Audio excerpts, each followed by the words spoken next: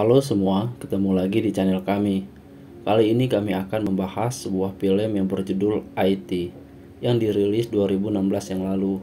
Film ini merupakan salah satu film hacker terbaik yang layak kamu tonton.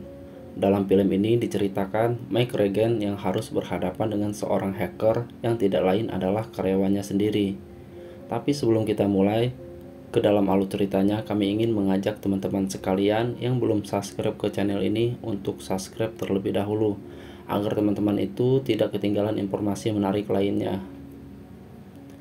Di sini kami akan memulai dengan menampilkan seseorang jutawan yang sedang naik ke dalam jet pribadinya.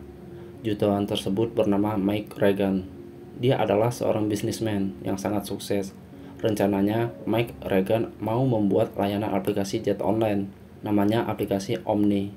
Dengan aplikasi Omni, seseorang bisa memesan sebuah jet lewat aplikasi dan memesan jet untuk bepergian, layaknya ojek online atau sejenisnya. Mike Regan memiliki seorang istri yang bernama Rose Regan dan seseorang anak perempuan yang cantik yang bernama Caitlin Regan. Terlihat Mike di hari itu yang sedang mempresentasikan tentang aplikasi pemesanan prepaid jet yang akan dia buat di hadapan beberapa investor. Namun saat sedang mempresentasi, ternyata ada beberapa gangguan di komputernya, sehingga dia harus memanggil seorang pekerja IT yang sedang magang di kantornya. Dan seseorang IT itu bernama Ed Porter. Dengan mudah, Ed Porter memperbaiki gangguan pada komputer Mike, dan Mike pun dapat melanjutkan presentasinya dengan baik. Saat jam pulang kerja, Mike menghampiri Ed dan berterima kasih atas bantuannya tadi. Ed pun diminta Mike untuk memperbaiki sistem smart home di rumahnya. Keesok harinya, Ed datang ke rumah Mike. Terlihat Mike sedang menunjukkan mobil mewah yang baru saja dia beli dan menunjukkan beberapa fitur teknologi yang ada di mobil itu kepada Ed. Ed berniat untuk mengupgrade fitur-fitur yang ada di dalam mobil tersebut untuk menjadikannya lebih canggih lagi. Setelah selesai, Ed langsung memperbaiki jaringan internet yang berada di dalam rumah Mike. Ed pun mengatakan ada alatnya yang tertinggal di dalam mobil dan segera mengambilnya. Ketika sedang berjalan menuju mobil, Ed melihat seseorang wanita seksi yang sedang berjemur dekat kolam renang. Singkat cerita, Ed pun telah selesai memperbaiki sistem smart home yang ada di rumah Mike, dan Mike pun memperkenalkan keluarganya kepada Ed.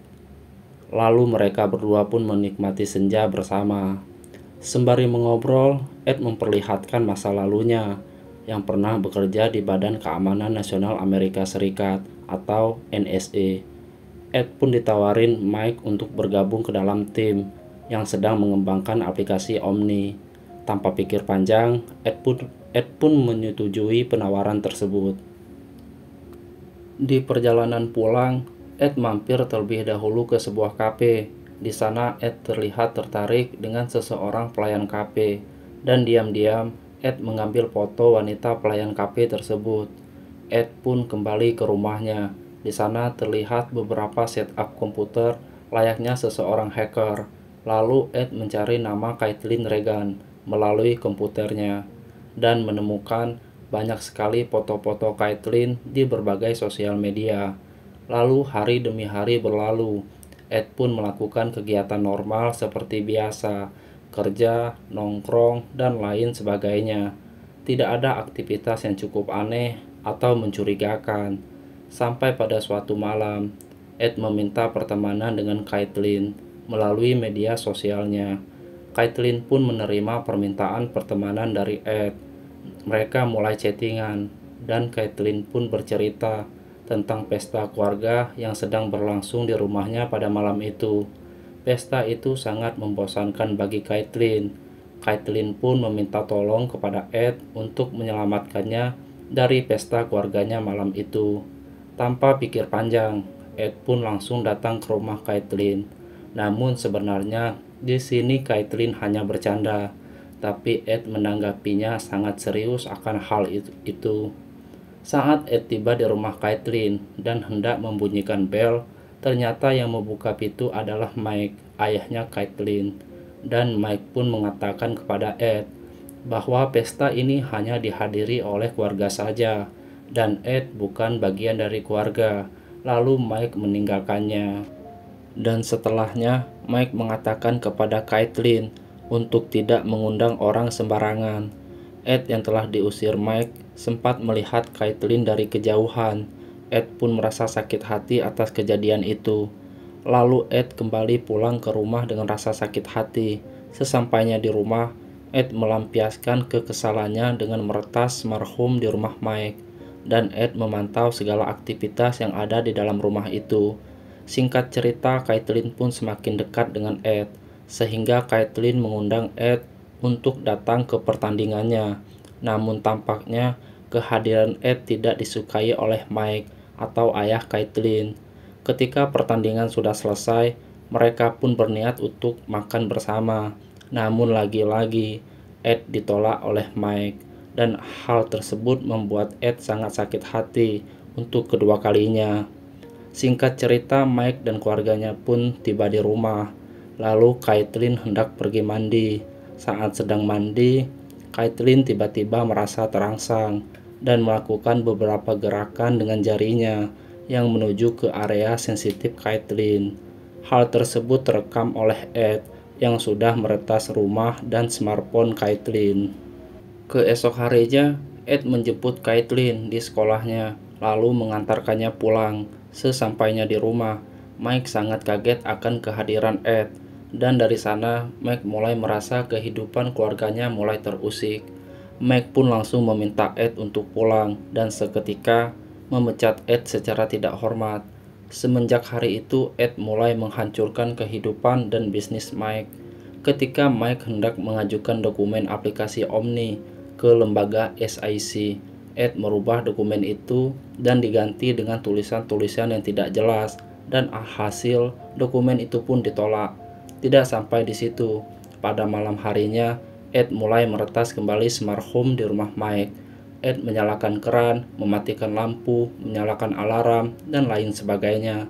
Tidak sampai di situ, Ed juga merubah hasil diagnosa istri Mike yang awalnya baik-baik saja dirubah menjadi memiliki penyakit kanker payudara. Hal itu bertujuan untuk membuat Mike dan istrinya menjadi stres dan depresi. Singkat cerita, Mike mengetahui bahwa permasalahan yang ada selama ini adalah ulah Ed. Mike pun meminta keluarganya untuk menjauhi smartphone guna meminimalisir gangguan yang dibuat Ed. Keesok harinya, Mike mendatangi Ed, lalu menghajarnya hingga terluka dan meninggalkannya begitu saja. Setelah kejadian itu, Ed tidak tinggal diam dan membalasnya. Ed membalas dengan menyebarkan video Caitlin yang pernah direkam oleh Ed pada saat Caitlin lagi mandi. Dan secara cepat, video tersebut menyebar ke semua teman-teman sekolah Caitlin. Caitlin pun merasa sangat depresi atas apa yang telah terjadi dan menceritakan kepada orang tuanya. Mendengarkan hal itu, Mike pun berencana untuk membunuh Ed, dan secara cepat Ed mengetahui niat Mike yang akan membunuh dirinya melalui kamera CCTV yang ada di rumah Mike. Di tengah perjalanan, Ed menelpon Mike dan mengirimkan video Caitlin yang sedang mandi dan menampilkannya di monitor mobil yang sedang dikendarai Mike. Lalu Ed meretas mobil Mike dan Mike pun mengalami kecelakaan. Namun beruntungnya Mike selamat dari kecelakaan itu yang hampir saja membunuh dirinya.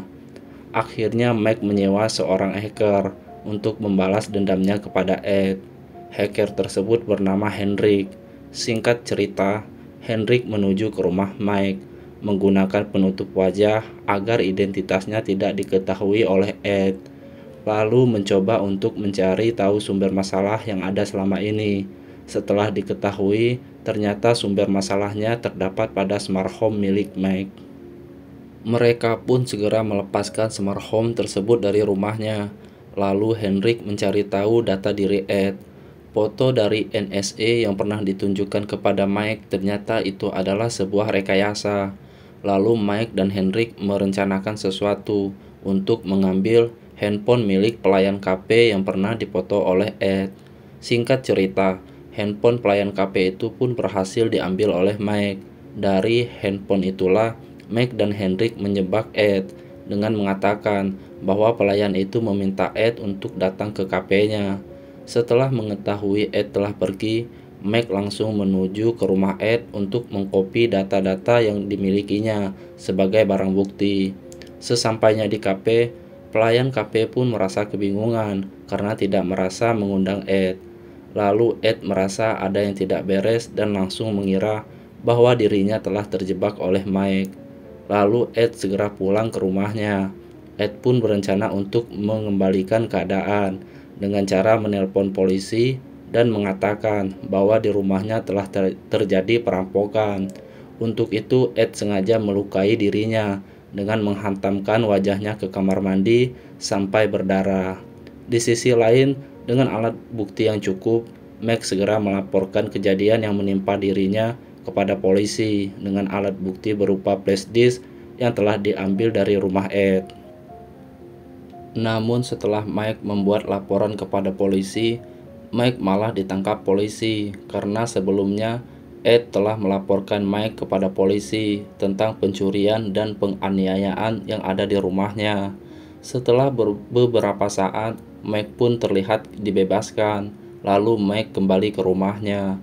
Sesampainya di rumah, Mike melihat anak dan istrinya sudah dalam keadaan terikat oleh Ed.